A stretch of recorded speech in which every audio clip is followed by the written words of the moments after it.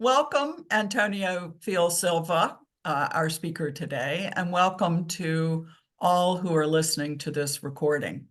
I'm Betsy Masters. I'm the secretary of the CCCAP, and I'm a member of the Student Design Competition Committee.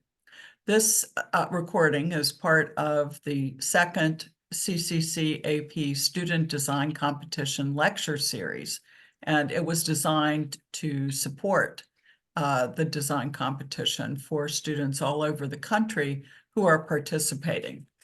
Our speaker today, Antonio Fiol Silva, is the founding principal of SITIO Architecture and Urbanism in Philadelphia. He's a nationally recognized leader in planning and design. And just to mention two of his accomplishments, he's won a ULI Global Award of Excellence for his project, Steel Stacks Art and Cultural Campus. He was also given an AIA National Urban Design Award for the U.S. House of Representatives Buildings and South Capitol Area Plan. His broad influence and many achievements include serving as trustee in the Urban Land Institute. He's been president of AIA Philadelphia and president of the Center for Architecture and Design. He's also a board member of the Association for Public Art, and he served as the commissioner of the Delaware River Port Authority and Philadelphia Historical Commission. He holds a Bachelor of Architecture from Cornell and a Master of Architecture in Urban Design from Harvard. Antonio was also a Fulbright Fellow in Barcelona, Spain. So with that, I'm going to turn it over to you, Antonio, and we look forward to hearing about this particular project. Hi, thanks, Betsy. Pleased to be here with you and the students in the community. So as Betsy had mentioned, I the founding principal of firm SITIO Architecture and Urbanism, and SITIO is a Spanish word, and it's site, and in Spanish, site, it connotes the site where a building is. It's also connotes like a village or a settlement. But it's also a word that has a strategic connotation. Also, it's used like in military. There would be sitio as a site that has strategic importance because of its relationship to the terrain and the area. So our practice is very, very focused on context, and that is context just related not only to the environment it's in, but also the social context of buildings, the economic context, and also particularly strategically how a building in relating to the context or in making almost challenging sometimes the context can be a catalytic to make other things happen, so I'm happy here to be talking about a project that is a project that I had been involved in for over about 15 years, actually, through the course of it. And it's called Taller Puertorriqueño, which is an organization in North Philadelphia. And I had been involved in doing their new cultural center, which is called the cultural heart of the Barrio. And Taller, to get sort of situated here, this is a map of Philadelphia. Philadelphia is bounded by two rivers, a larger one to the right, which is the Delaware River, a smaller one to the left, which is the Schuylkill. And the lower circle there represents the downtown, and the upper circle is the general area where Taller is located. And what you see there with the colors, the darker colors, reds and oranges, talks about the concentration of the Latino population in Philadelphia, and on the other side of the river is New Jersey, which is in the city of Camden. And the fact that Taller is an organization that is a grassroots organization that serves this population of Latino, and the word really should be called Latinos, because it's really people from many different backgrounds, be it Central American, Mexican, Puerto Rican, and people with very different experiences. And it's also a pretty dynamic population that has been kind of really shifting throughout the city as the economic forces of the city happen.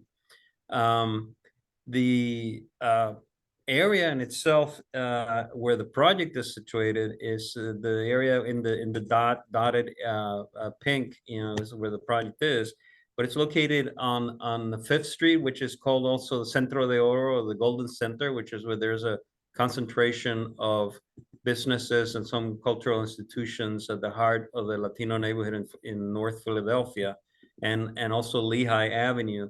And what you see here is the texture that is very typical of Philadelphia neighborhoods of row houses happening. And in this particular area, you see a park, which is not really that usual in this part of town.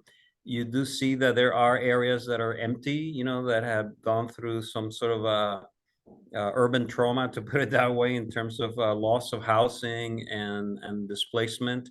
And you also see up in the area north of the park, there's a school. And on the other side, you see a couple of buildings that are libraries and what used to be at the turn of the century a pool, which is not longer used, but the library is. And in this empty lot in there is the location of is right now a shopping center, but until 10 years ago, it was a school, big old stone school that was known Julia de Burgos. And it had the sad distinction that during the Vietnam War, that high school had the most number of students that had attended the school were lost their lives in the Vietnam War. So you see that this is a neighborhood that is challenged, neighborhood that had experienced some loss of population and urban fabric. And then the site that the project was developed, it was the former parking lot of St. Christopher's Hospital, which is this building here that is now had been turned into senior housing, but used to be a major hospital that was serving the community that moved north. So the parking was empty for many years. And the two circles where you'll see further on are two of the initial locations where this organization had facilities. A little bit about Taller Puertorriqueño. Taller had been in operation since 1974, so next year is going to be this year is going to be their 50th anniversary. It started as a very grassroots organization of people that were coming to Philadelphia from Puerto Rico, but it has sort of expanded to be more a larger Latino community as immigrants, and really did not have a place to form community, or even have social services. It actually was started as a place to provide social services and health and mental health services. And that grew throughout the year, so that Taller its mission now is to preserve and develop Puerto Rican arts and culture, embracing the cultural heritage that is central to community empowerment, for the community to really feel like they're in control of their own destiny. And again, although their initial name is Taller Puertorriqueño, it has really expanded to represent other Latino communities and on their cultural expressions. And what you see there is a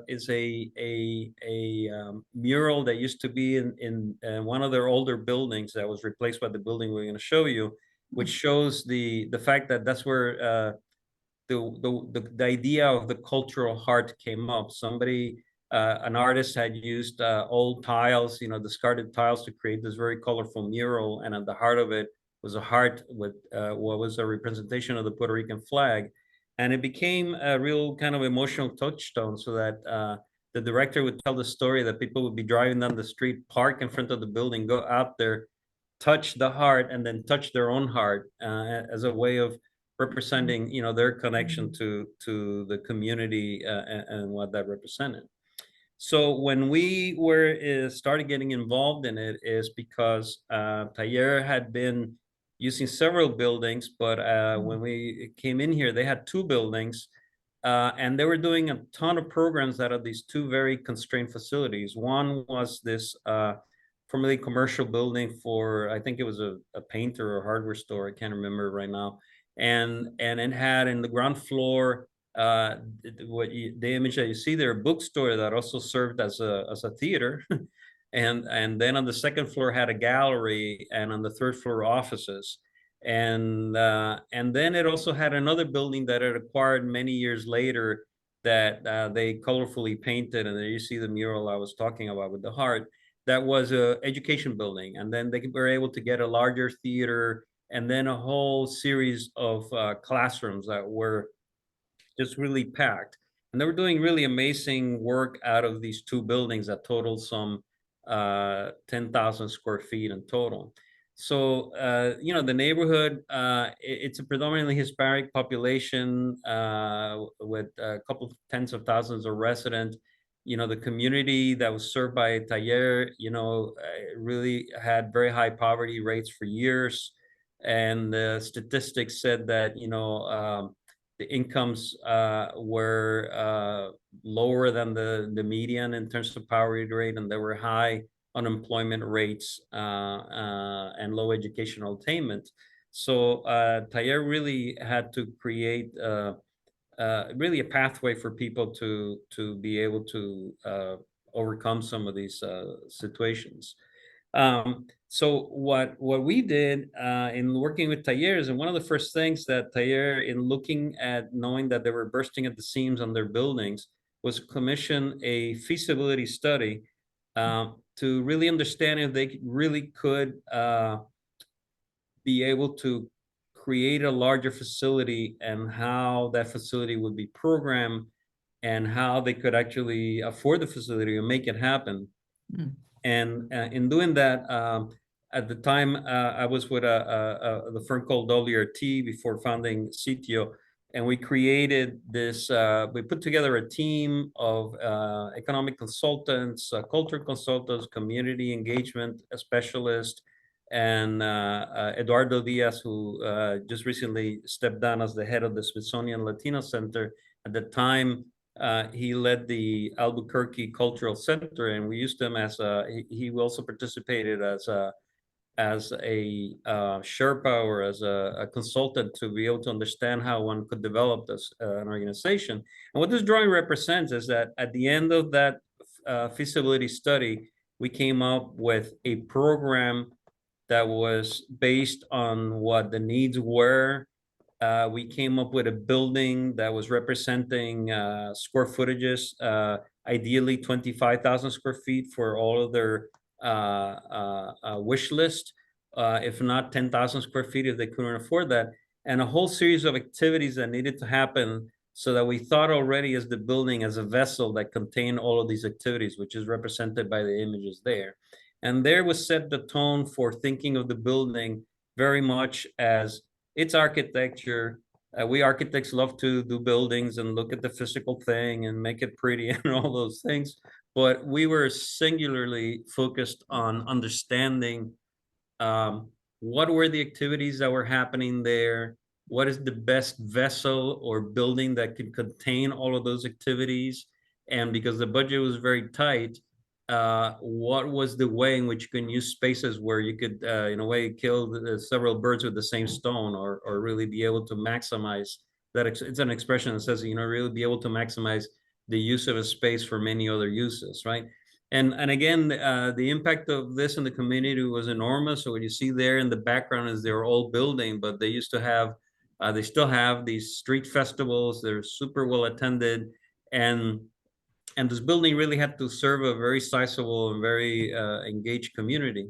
So the feasibility study, one of the first things that we did after a lot of research in market, a lot of research in the socioeconomics, and so on, we came up with a stab, right? It was a plan that looked very specific, but it was basically saying, okay, we still have a lot of things to do, but let's just be as specific as we can at beginning to describe what this building should do, so that we can also quantify how much it's going to cost and what are the main things that it should do. And the plan that you see here actually evolved drastically through maybe several iterations, but at least four major ones. And this is still at the feasibility study. But what it contains is the idea that Taller had to occupy this big empty lot so that it didn't have the sense that you had 2 acres of abandoned parcel and this open area that belonged to nobody. So it actually occupied the edges of the street in an L shape. It fronted very decisively onto Fifth Street, which is the street to the right, as the main door. But it also had 2 doors in a way, because if the people from outside the community were also asked to come into a community that some people thought was questionable or not that safe or transitional, they needed to say that if this is going to be a building for the Latino community, it was not only a building for the Latino community in this neighborhood, but also in the larger diaspora of the larger city. And that people would need to be able to go in there, be able to park at night, enter through the other the entry on the other side, and then be able to enter what is a central atrium, which is in the middle between the two buildings. And then one wing had classes, and then the other wing had theaters and other things. And then the other thing that we did is that the drawing on the right shows that building imposed on the site plan. So if you imagine, there were some lots that are empty. This one here that's shown as a nice green is still not occupied. It's muddy. People park in there, but this one really, where the building is now, really got occupied and began to sort of reoccupy the site and redress the abandonment that the area had. And so we were always very focused on the urban design components of it, or again, the relationship of the building to its neighborhood, or the site SITIO. The other thing that we did, which I thought was very interesting, is always to look at other buildings of semi-similar institutions, which I guess is what one of the things that you may be doing with this relative to your program, and saying, look, this is not exactly the program, but how are people dealing with similar situations in other institutions? And we looked at several organizations, both Latino or non-Latino cultural throughout the country. And one of them is this very interesting, you should check it out. It's called Inner Arts in Los Angeles. And this is in the middle of Skid Row in Los Angeles. And what we did is we looked at the building very closely. We put the plan of that building in LA in the site, to understand the scale of it, And one of the things that is interesting, if you look at this site, is the building. This is by Mautzlan. I always mangle the name of that architect in LA.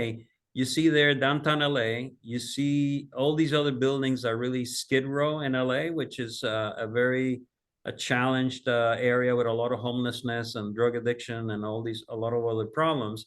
And the building, which is the white building, created a way of fitting in the neighborhood, but at the same time, because it's children that are going to school in an environment that also needs to be both welcoming, but at some point protected.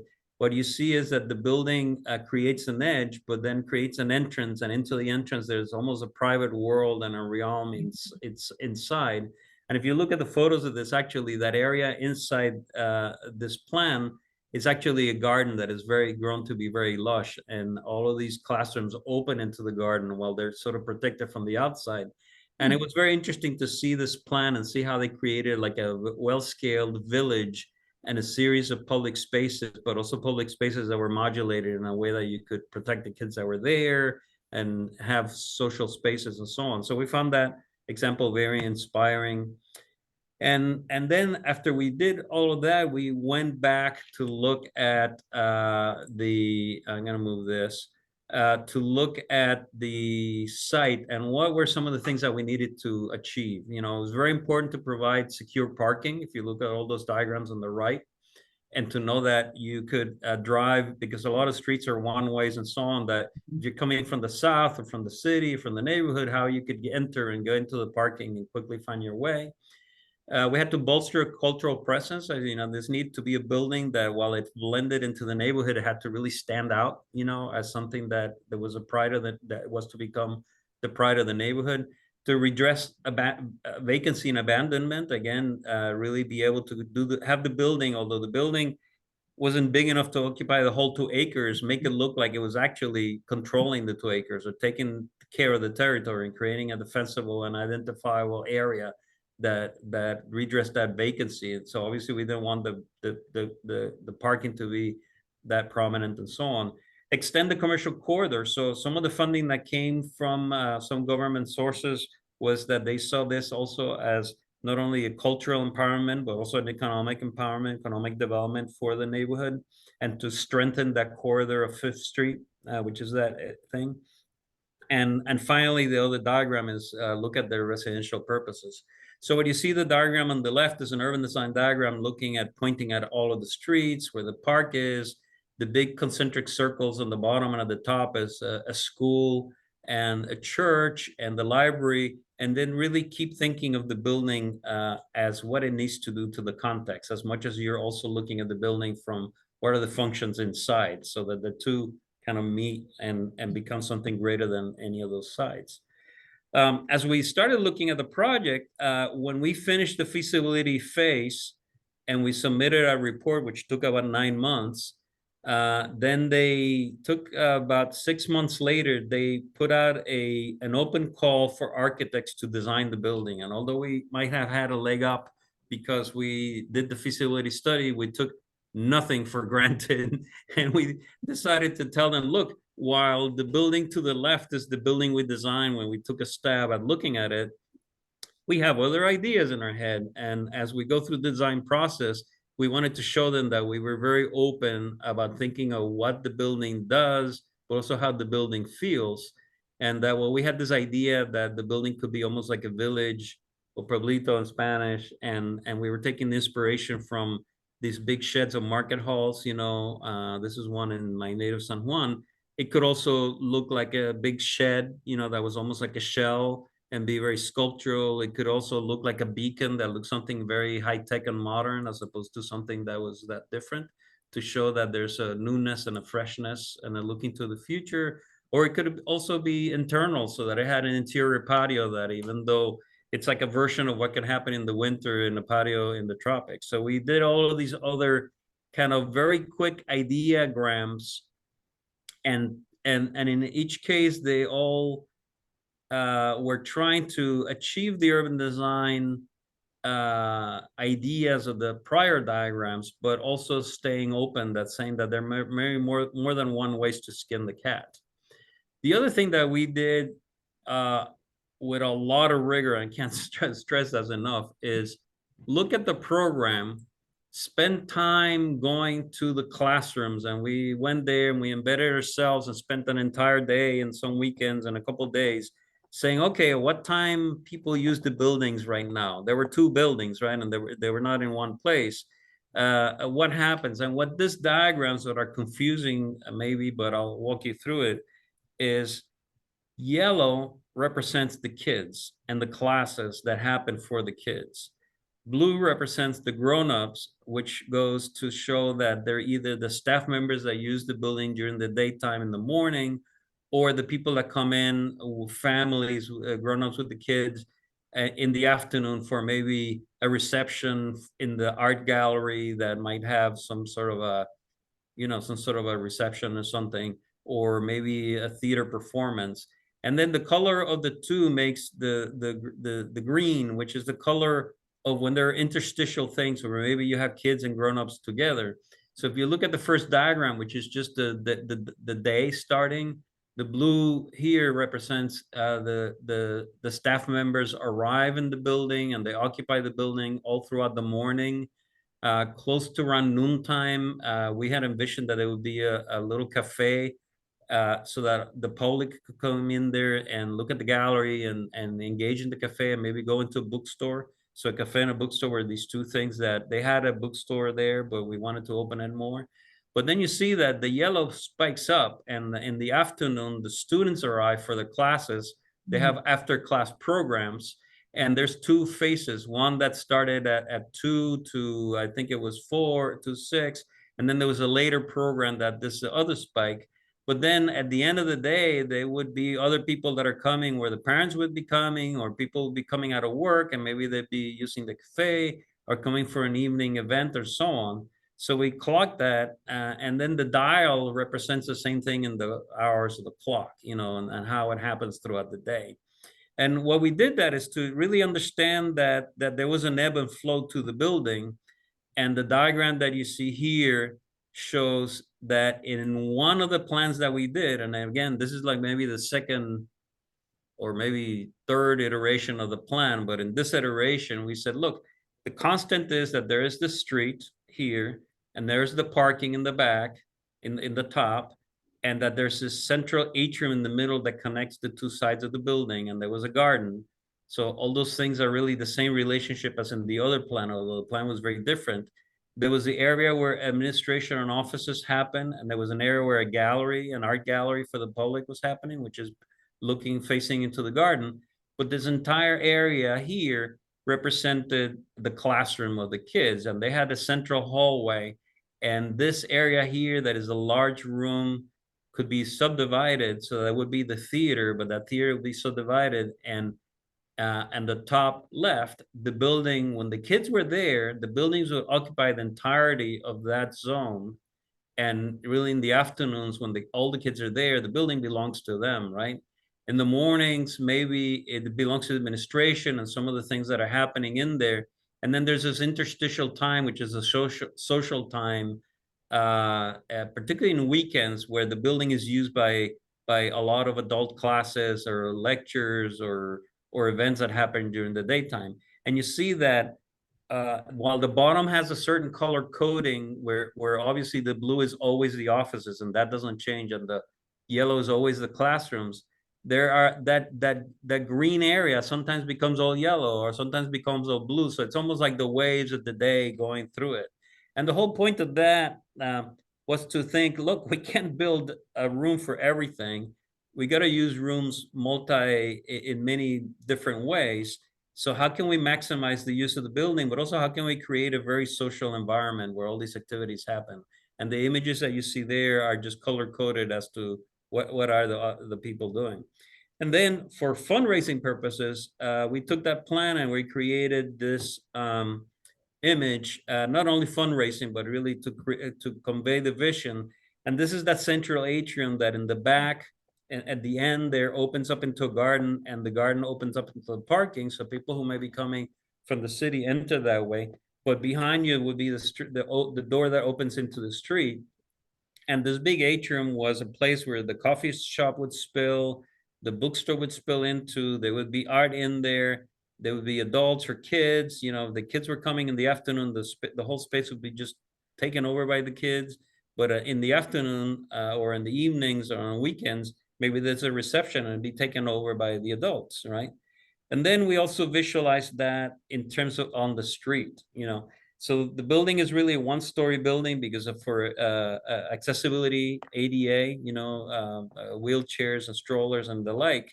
We weren't doing multi-story buildings, and also, you know, we had a lot of land. And we knew that we wanted to be a colorful building. We wanted it to be a container building. We wanted to express that central gallery or atrium, which is that little swoopy curve in there. And then the other lower area to your right were the offices. And it was sort of, that swoopy curve started in the corner, but that curve was sort of pointing out towards the area where there was the more commercial side of the building. In the end, that version was not the version that happened, because we developed the plans, we priced it, and those curves were expensive to do. And we had to go, okay, plan B, how can you achieve that? The other interesting thing that happened is that while we had the plan, the director said, you know, I think that we should orient the building the other way so that you actually see it, and that soupy curve sort of welcomes you when you're coming from the neighborhood to the south and also the neighborhood to the city. So she actually, to our initial horror, made us mirage the plan, take it literally, make a mirror image and flip it. And we thought, oh my God, what is this? And when we looked at it and we stood back, we said, wow, that really makes a lot of sense, you know. And you'll see that in the final plan, the building was flipped. So we'll show you what the building ended up looking like. This is a photo of that parking lot before the building was being built, right? And then this is the building being built, right? And the version that happened. And what you see there is that the colors were retained on the corner, but instead of having this very expressive and slightly expensive swoopy roof, we did it just as a very cost efficient kind of canopy that would create it almost like a balcony or a modern interpretation of a balcony, but we made it kind of warm with the underside of it being wood. And what you see here is that we also created a village of volumes. This volume here is sort of behind us where the coffee shop is. This volume here is where the gallery is. That's the kitchen. This is the school. These are the offices, and this is like a place where the university has some spaces, and there's separate entrances. So we wanted to have a building that wasn't massive and big and looked like an institutional building, but also a building that had kind of different components, right? And when you see here is the plan after it got flipped, you know, but you'll see that what happens here is that you have that porch here, the glass wall, the very colorful wall. I don't know if you're seeing the cursor is right there to the bottom left. This is the sort of cafe area, bathrooms. This is a gallery that shows some really high quality shows of professional artists in here with its preparation area. This is the entire atrium that has a door towards the street and a door towards the patio and then the parking in the background. And then the central block that has a certain circulation spine in the middle is the classroom area. We have art classroom, kilns, ceramic, an area for computers, an area here for providing food for the students. And you had one big auditorium, but in reality, when the classrooms are happening, it turns into 3 rooms, a theater room, a dance room in the middle, and a music room in the middle. And it's fed by that central corridor. So you can close that door, and the kids are safe. They have their own bathrooms, they have their own area, and you can make sure, because you have to be kind of very cognizant of, you know, the safety of people, that they're there. In the daytime, they can use the atrium because there are no adults in there, but at night, you know, you close the doors. And so the building has many ways of creating circulation. And then what you see here between the pink lines is the office, and then the other area is some sort of support area for offices. And 21 actually is a place that was envisioned as a kind of co-working rental space, but it ended up being taken by Central American University, a university based in Puerto Rico that had a program there. So and if you see, each one of these components have an entry in the back there and there, 3 entries in the back towards the parking, and 2 entries in the front. So it's very flexible. You can open and close doors, and you can subcompartmentalize areas. The other thing I want to mention is that we weren't sure how much money the client is going to have to make the project happen. There's a whole other presentation about the funding, but we also knew that we might run short of money. And where you see the lines in pink means that you could take out that wing to the left, to the right. You could take out that wing in between the 2 lines. You could even take out the place where the gallery is and move the gallery to the front, and you could afford the building, but the core of the building, which is a classroom, was always there. And in reality, what ended up happening is that they found the funding to do everything, you know, at once. And when you see here, just the drawings of the elevations, and there you see the sense again of seeing a whole collection. There's a model there, a photo of the model in there. And then that there's a whole collection of volumes, and each one of these volumes that are articulated have different color brick, and we were stretching the edges of being a little too cute or a little too and tried to stay tasteful, not making it look like a literal village, but almost really a collection of cubes that could just be smaller massings, right? You know, and what you see there is that there's this almost like the billboard of the colors. For the colors on that front piece, what we ended up doing actually is a lot of the houses in the neighborhood, the Puerto Rican and Latino community like to paint them in colors. And even though you really shouldn't paint brick, they paint them.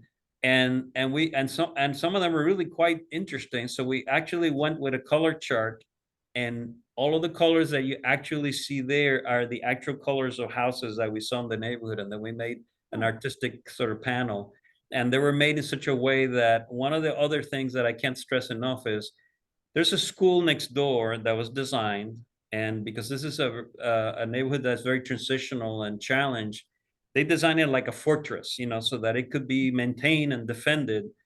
and it really looks like a prison. It's just terrible. The windows have grills on them, and there's a lot of brick, and then they cover all the walls with anti-graffiti coating, and the effect is incredibly unwelcoming.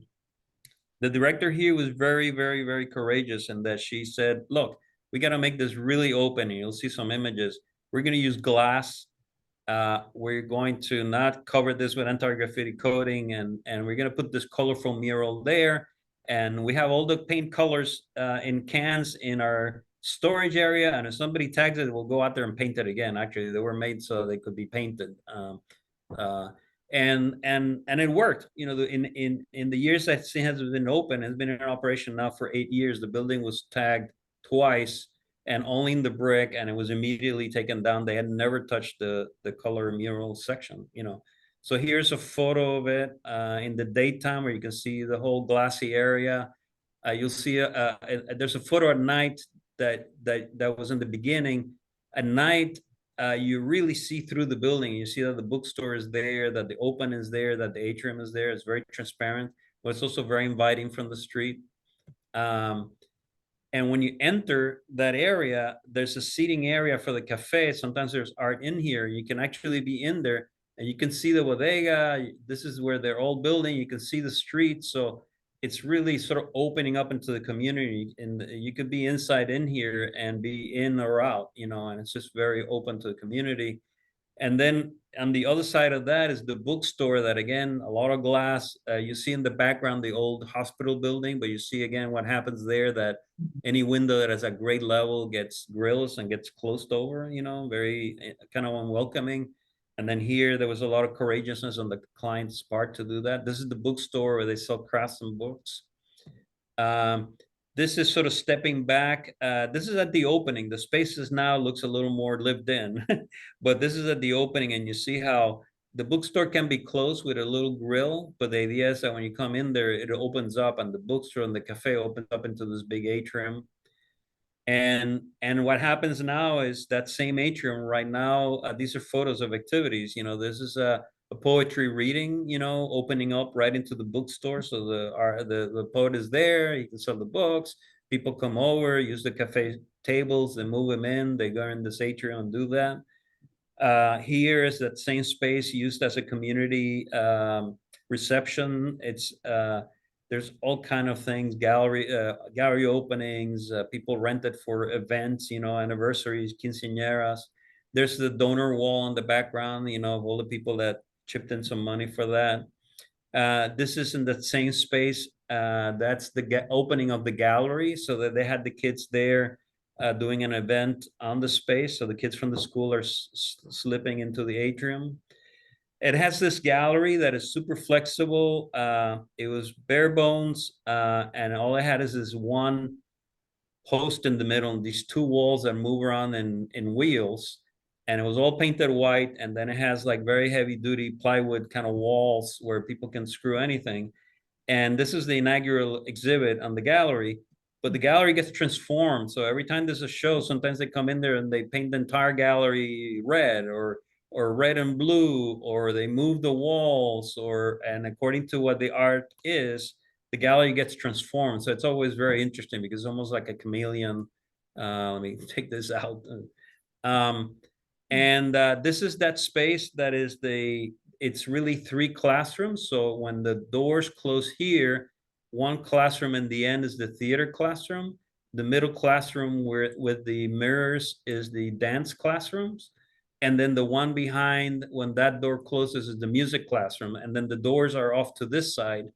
When it's one big space like this for shows or something, the doors are on the other side, which is the side of the atrium. So this place kind of swings one way or the other. And this is that same room with all manner of lectures, events, shows, you know, presentations, banquets and things, you know. This is the, I wouldn't call it the back, but the other entry. This is the entry that opens into the parking lot, and there are 2 gardens on both sides. There's one here. Now, there's actually been a fence here to make kids safe and they don't go into the street. That's kind of a green garden, and hopefully the trees grow as big as that. And the classrooms open into that garden. And then here is a hard patio type of garden that opens up into the atrium. And this is more for events. But what you see there is that the students, when they come in the afternoon, they may just go through the atrium and have things. But if at the end of the day, there's an event here, the students come out of here and then they wait to get picked up. So this is a drop-off area for the families to pick them up, right? And this is a photo of the classroom kind of when it opens. So look, and now it's a little more lived in, but it's pristine. But you see there that there are these big garage doors that open up into the patio. So in good weather, you can go out there. And this is a little later on, this is a classroom. I think this is one of the weekend sessions where adults and kids do projects together. This is one of the two art rooms. And this is the activities that happen in that art room and on that courtyard. You see here in the Christmas time, they did this village of little houses brightly lit in that courtyard where the classrooms open into. And you see that the hallway where the classrooms have their own gallery for the kids. So there's a gallery for the adults and there's a gallery for the kids. And this is the last slide. This is just a slide showing that at night, and you see there how open it is to the community, so that you can actually come in here and see right through into the atrium. If there's an event, you can see that event and feel like you can come up there and enter. This is the bookstore, and it really has become a place for community. And again, I like I said, can't stress enough that sometimes you have to buck the tide, and in transforming a place, there's a lot of ambition, there's a lot of faith, and there's a lot of hope, but there's also a lot of good work in saying that a space like this doesn't have to be built like a fortress just because it's a challenged neighborhood. That if it's graffiti and you clean it right away, or if it's beautiful and people take pride in it, a building can actually become more welcoming, and not as a challenge. And again, I'm saying this because this is a neighborhood that is a very challenging neighborhood, but this is a building that doesn't say, oh, we're a challenged neighborhood and we can't have nice things. So that kind of wraps it up. I hope we didn't take too much time, and I was talking a mile a minute. That was wonderful. I've been really wanting to hear you talk about this building. I've been looking at it myself for a couple of years, so I'm fascinated to hear about the entire process.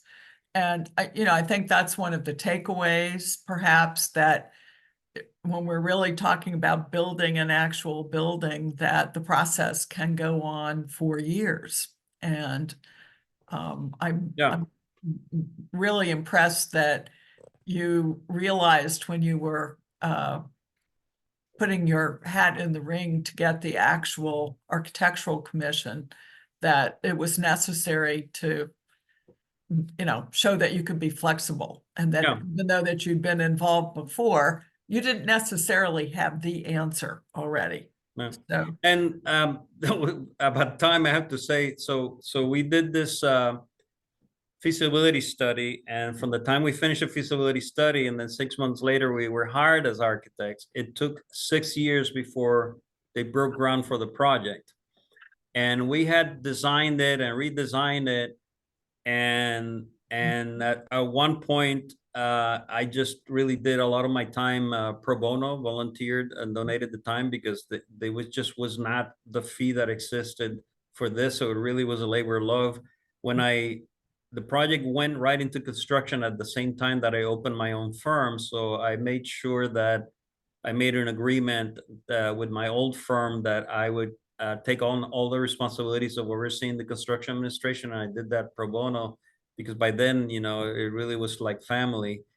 But, there were some tough times. I remember in the 5th year, before in the 6th year it started getting built, the director there was just so incredibly persistent, and this building got built just by force of sheer will. But I remember one time where she was insisting that we didn't need to resize the building, and that she was going to build the whole thing, and I begged her to fire me from the project. and I wouldn't quit on her, but I begged her to fire me, and she said, no, we're going to finish this project together if it kills us, And I told that story at the opening, because it just showed that sometimes you just have to have faith and just keep at it, with incredible determination. And sometimes something like this, which is really unusual, only happens when I always say it, and it's not I say it to the clients, and I don't say it to butter them up, but a good project begins and ends with a good client, right? And if the client, so a good client will give you leeway, a good client will challenge you in good ways, but also a good client will also have a vision and know that you can be aspirational, but you have to be real about the budget and things, right? And I think that this I don't think this would have happened without a good client, and also without an architect that an architecture team that was willing to make it a labor of love, right? I think so. And, it seems that the community was also very supportive Oh, and yes. engaged in this process. So, for those Yeah. of you who are not familiar with Philadelphia, this you could see from Antonio's aerial slide that it's a neighborhood where all the buildings come up to the sidewalk for the most part, and many of them even touch. So it's very dense, very urban. And the site was so much larger than the program. And so as architects, we really need to think about, how does our building address the street? How does our building fit into the context of the neighborhood? And weave I'm it in a way that makes sense for that location and the connections that are there. Yeah.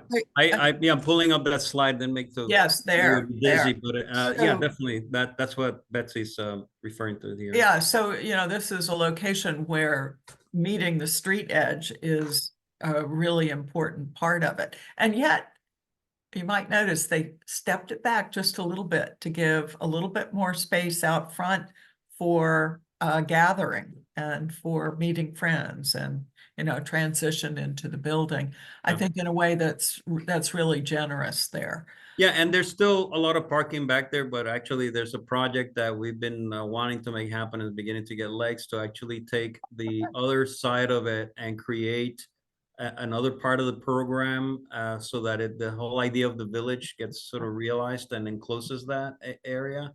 And they've been talking about maybe it's artist housing, or maybe it's some other kind of workshops for artists in the community, because there's still a lot of site in there.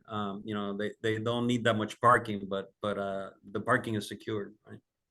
Well, and that would be great because then it meets up with the housing on the other side of the street. So I did also just want to make a comment about the program here is different from our Refugee and Immigrant Center, Service Center. But I felt that there were similarities in how the building is used and the idea that over time, over the week, the building gets multiple uses, multiple users. And I love the study that you did showing who's using it when, and also the relationship of inside to outside, that you include the garden patio spaces as part of the activity.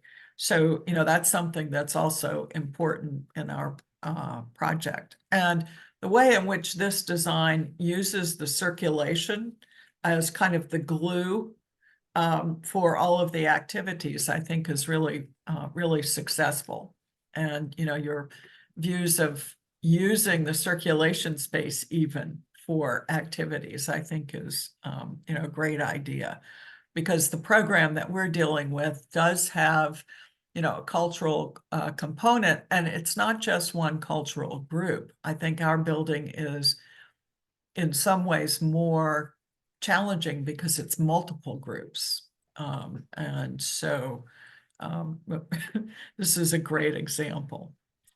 So I just want to thank you again, Antonio, and thank you for all of you who joined us today, and we'll sign off at that. Thanks. Well, Thank you very much, and best of luck with your program. And that Okay. sounds like an exciting program, and should be it's a lot to work with there. So There is, and our site is also very interesting. So, okay, we'll let you know what happens with that, Antonio. Okay, bye-bye.